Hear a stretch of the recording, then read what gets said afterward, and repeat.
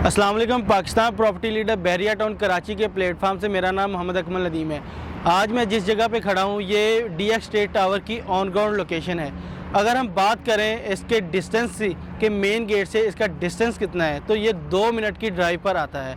और अगर हम बात करें कि हमें इसमें क्यों इन्वेस्ट करना चाहिए, हम विला में क्यों इन्वेस्ट नहीं करते, और अक्सर हमें यही डर लगा रहता है कि बहरिया टाउन कराची के अंदर या कराची में भी चले जाएं तो हम किसी भी प्रोजेक्ट के अंदर इन्वेस्ट करते हैं तो ये बिल्डर कैसे हैं, ये ना हो कि हमारा पैसा डूब जाए। या बाद में अक्सर ऐसा सुना है कराची के अंदर स्पेशली कि बिल्डिंग बना दी जाती है और उसके मालकान का या उसके बिल्डर का नहीं पता होता कि ये कैसी इसको रेनोवेट कर पाएंगे, इसकी मेंटेनेंस का ख्याल रख पाएंगे कि नहीं।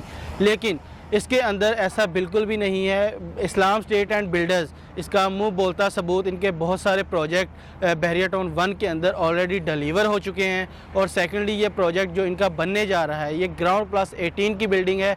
ग्राउंड फ्लोर के ऊपर शोरूम दिए गए हैं, ग्राउंड से ऊपर 18 तक इसके अंदर ऑफिसेज दिए गए हैं। अगर हम बात करें कि इसका मंथली रेंट के बारे में तो अगर मेन जिना के ऊपर हम साथ ही DX स्टेट टावर के बिल्कुल साथ GM ट्रेड सेंटर है जिसके ग्राउंड फ्लोर का जो रेंट है 4 से 5 लाख रुपए मिनिमम मैक्सिमम ये रेंट है। और अगर हम बात करें फ्लोर वाइज फर्स्ट फ्लोर से लेके second, fifth, six what ever, लेकिन उनका जो रेंट चल रहा है वो 70 से लेके 1 लाख तक मिनिमम मैक्सिमम ये रेंट चलता है। और अगर हम बात करें कि हम विला में क्यों इन्वेस्ट नहीं कर सकते, हमें इसमें इन्वेस्ट करना क्यों ज़रूरी है, जो मैच्योर इन्वेस्टर है वो जानता है कि हमें कमर्शियल के अंदर इन्वेस्ट करने के बाद एक अच्छा ARY और मंथली रेंट में अर्न करूँगा।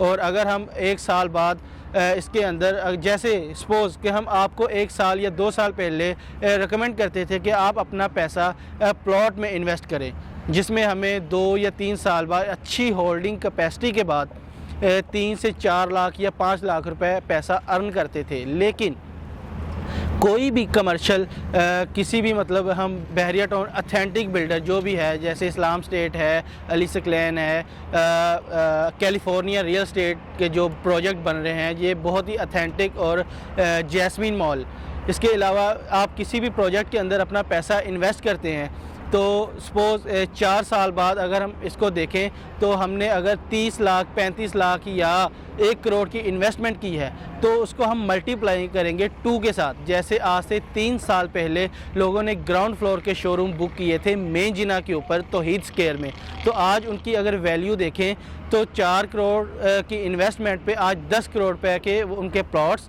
और शोरूम्स उनके हो चुके हैं, वो ARY की सूरत में अर्न कर चुके हैं। और सेकेंडली जो मंथली वो रेंट अर्न कर रहे हैं उसकी जो वैल्यू है वो 3 से 5 लाख रुपए मिनिमम मैक्सिमम ये रेंट चल रहा है डिफरेंट साइजेस ऑफिसेज के हिसाब से। अगर हम विला में चले जाते हैं किसी भी विला में तो हमें विला के अंदर जो मंथली रेंट मिलता है वो 50 से 55 हज़ार रुपये। और इसके अलावा आप कंस्ट्रक्शन का जानते हैं कि हमें हर मंथली या ईयरली उसको रेनोवेट करवाना पड़ता है, हर मेंटेनेंस पे करना पड़ता है। लेकिन किसी भी प्राइवेट प्रोजेक्ट के अंदर, जैसे मैं ये बात कर रहा हूँ, अभी डिस्कस हम कर रहे हैं DX स्टेट टावर की, तो इसके बारे में आपको बताता चलूँ कि ग्राउंड फ्लोर के ऊपर अगर हम फुल पेमेंट करते हैं तो हमें आज ही से ही रेंट स्टार्ट हो जाएगा।